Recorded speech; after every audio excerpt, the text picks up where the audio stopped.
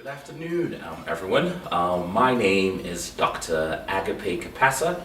I'm a finance and economic expert. Welcome to you all. It is a pleasure to be joining you all on this platform. Thank you to Nyamukabooks and FinChat for allowing me this opportunity to discuss with you all the aspect of finance and resource mobilization for small businesses. This is a challenge that many businesses, especially startups and smaller businesses, all experience across the globe.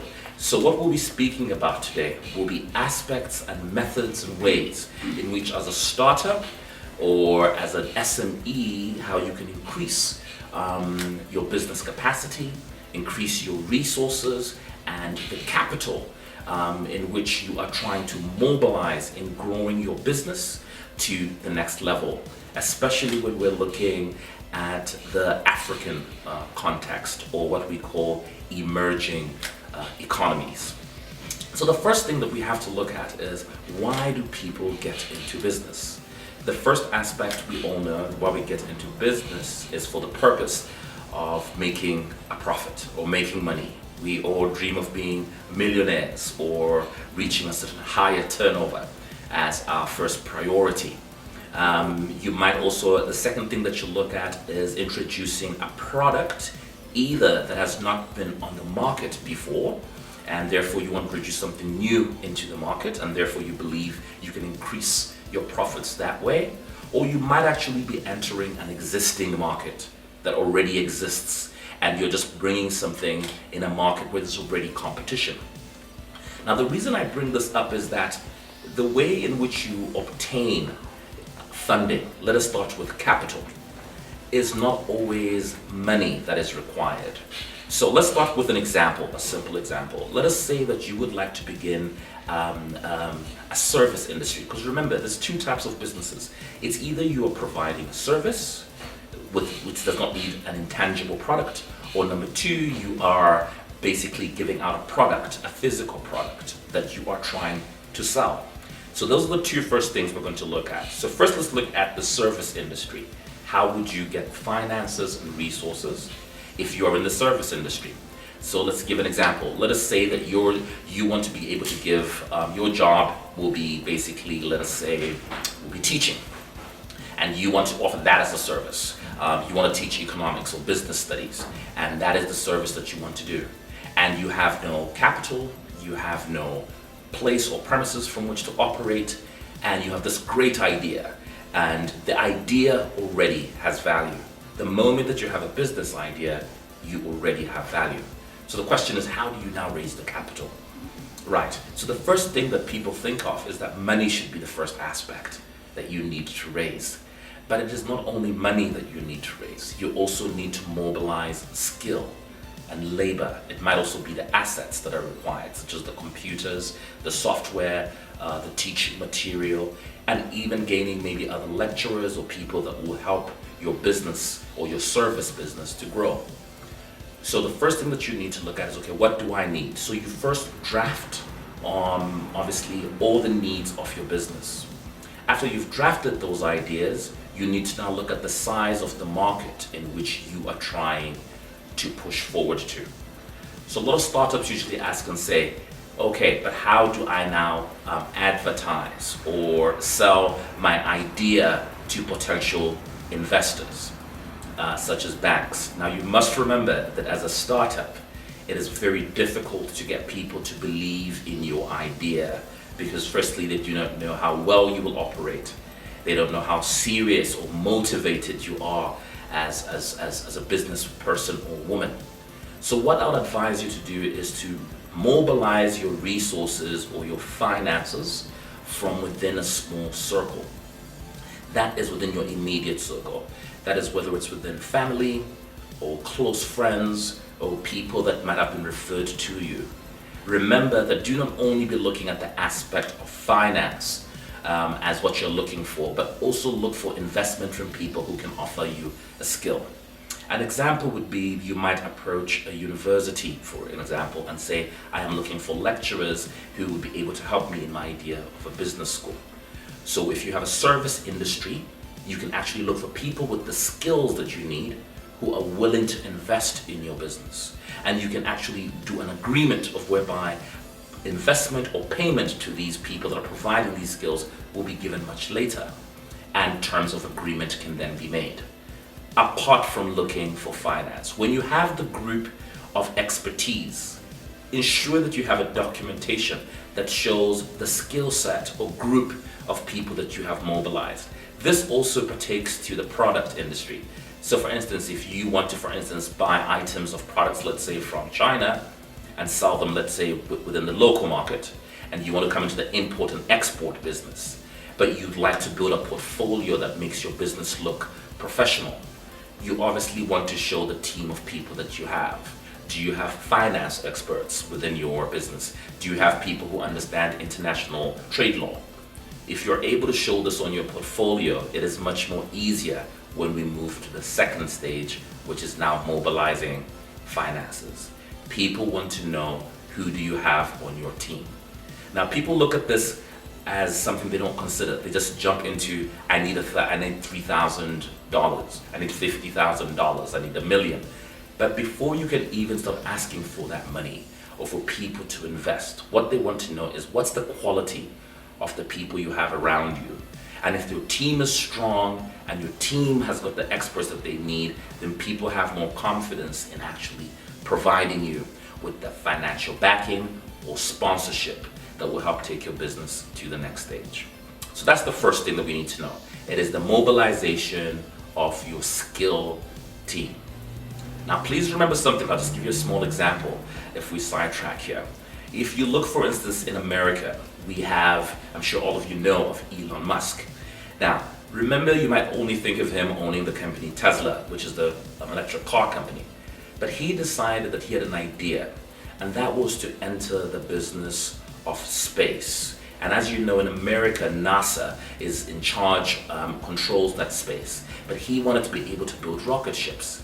But remember, he does not have the skill set, such as astronauts and so forth. So what he did is that he mobilized a skill set of people who had those skills, the engineers and so forth and everything, and then formalized that in documentation and went to NASA to ask them if they could fund and actually put capital injection into his company. Based on the skill and the team that he had formulated, SpaceX was formed. That's another simple example. If you look at Henry Ford in America, let's go even further back. He was not an engineer and was not able to build cars, but he had an idea. But he had to mobilize a team of those who had the skill set and knowledge in that aspect. So do not be dismayed if you personally, as the business owner or the person who has the idea, does not have the skill set or even the education. If you've got the idea in itself is value. And if you're able to sell the idea to people who are knowledgeable, you actually go to them and say, I need your skill in my business idea and venture.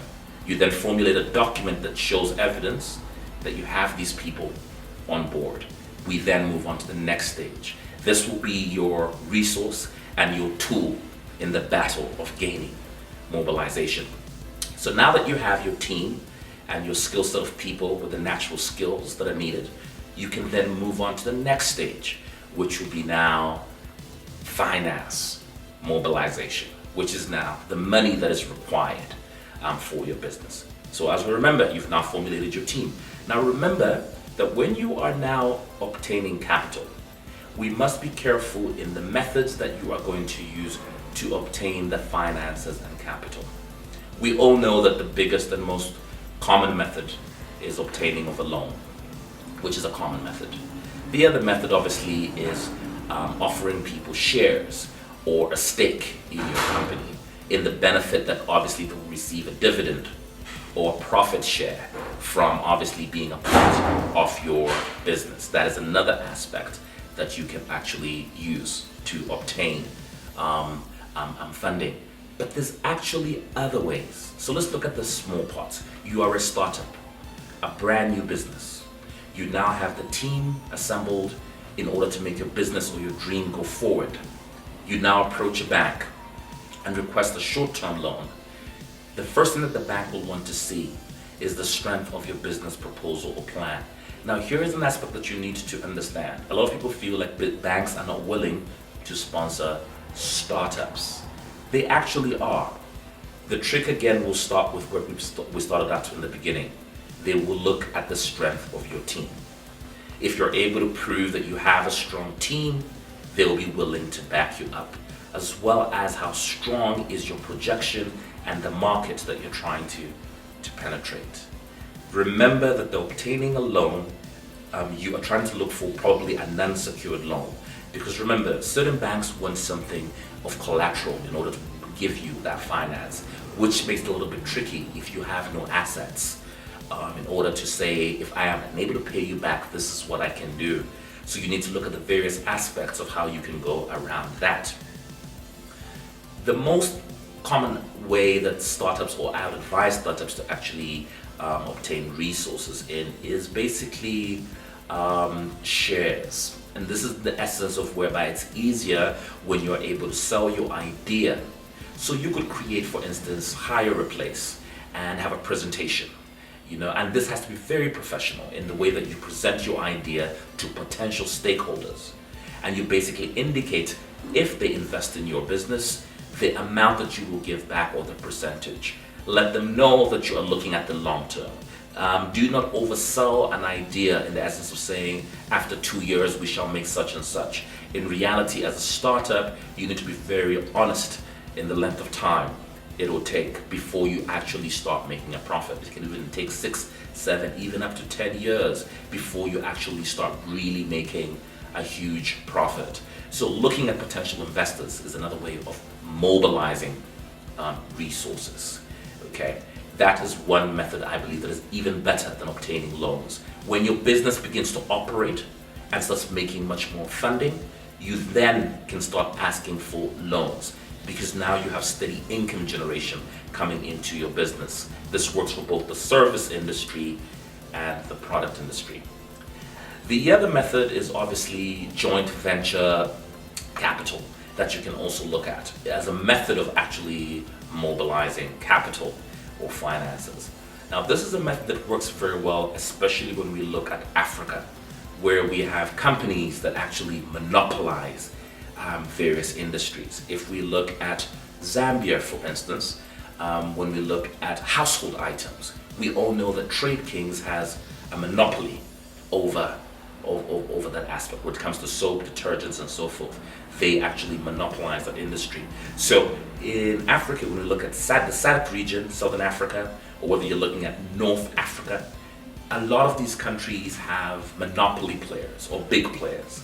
So when little startups are trying to enter into the market, they basically have a very small segment in which to make a profit from. So this is the trick of whereby you can actually enter that market. And that is by basically approaching what I call the big guns. So what you will do is that you will create a business plan and proposal. I'll give an example, the cell phone network companies. If you have an idea to enter the market, such as MTN and all these money transfer companies, the cell phone industries have jumped in. But there's small startups that are looking at ideas of entering this market of money transfers, but they're finding it very difficult because the market is saturated by these huge players that control the market, such as your MTNs and your Airtel, as an example.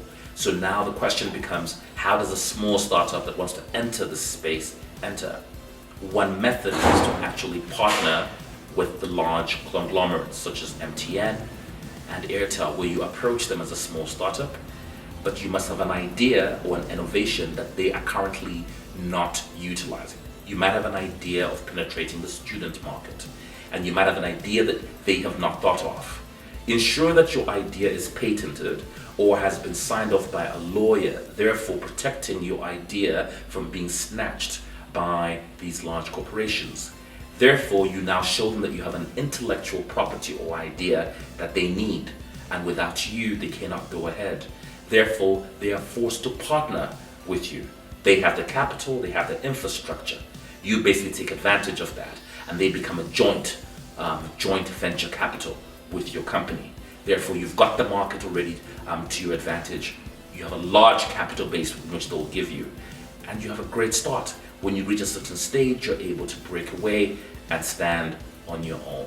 These are some of the best methods actually if you're looking at entering huge markets, especially for those startups that want to fight versus the big giants. So those are other methods. So therefore, you can look at the small loans. You can also look at joint venture capital, depending on the type of business that you're looking at, is another method of finance and resource mobilization. The last method we should look at, especially when we're looking at the African setup of emerging economies. Let us imagine the startups that are in the very rural areas, not just of Zambia, whether you're in Malawi, there are people with great ideas, Zimbabwe, Botswana. There are companies that have young people that have got ideas, but the problem is that obtaining of finance becomes an issue. Now, the other method that is out there are the loans or the funds that have been created by NGOs for startups. The problem is that knowledge is power. So there's actually millions of US dollars that's out there to assist startups, but the problem is that people are not having access. So you'll find startups that have great ideas, let's say in agriculture, but have no idea that there's a pool of money where they could actually apply and obtain even a 20,000 US dollars in that funding to promote their idea. I'll give an example. There is a startup company in Nigeria of 3 young boys that have actually began an animation company. So what they wanted to do was offer an advertising company where they do animation. They only have 2 laptops, but basically they've mastered the idea of doing graphics and the animation with regards to advertising and using a green screen. But they had no idea how to get funding. But they created a portfolio and so forth.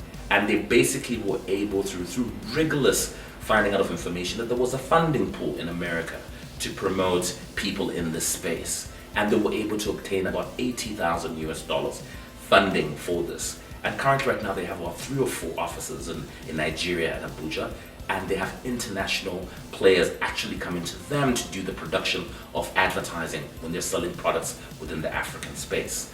So basically also being able to look for these aspects or sponsorships that are out there is another method you can look at as a startup. So there's many various different ways in which you can obtain finance and resource mobilization. If you require more ideas or more information, through Nyamukabooks, my information will be placed on the website where I can obtain and give you advice on where you can obtain more information on whether it's regards to joint venture capital that you can obtain funding from, ideas on how you should actually prepare your business proposal or plan with regards to funding and so forth. And make sure you also get onto these accelerator programs that are being organized through Nyamuka and the different acceleration hubs that basically help give you an idea and boost you in how basically you move on this journey as a startup, a company or SME and so forth. Thank you for your time and so forth. I hope this has been helpful to all you startups and SMEs, those beginning and those on the journey. Do not give up. I hope you all have a wonderful day and afternoon and Happy New Year as we've entered now 2021. Goodbye and God bless.